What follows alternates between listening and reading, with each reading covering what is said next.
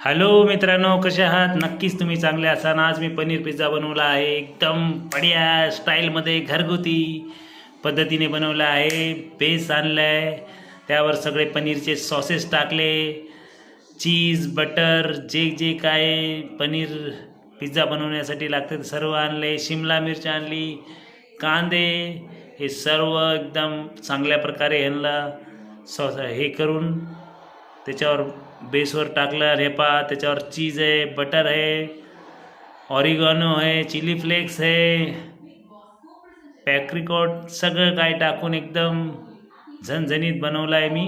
हे पा आता मी एकदम बाईट घेतला आहे. एकदम अशा प्रकारे तो तोंडात मिक्स झाला ना, जसं काय असं वाटत होतं की यार असा मीच बनवू शकतो. खूपच भारी बनवता मी. हे पा तव्यावर बनवला आहे मी.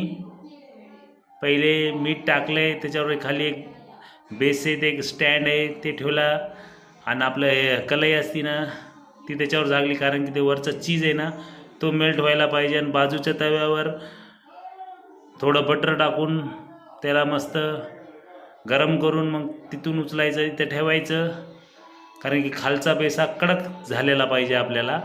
यासाठी मी अशी एक हे करून त्याला एकदम मस्त चांगल्या प्रकारे बनवत होतो. हे पा तयार झाला आहे.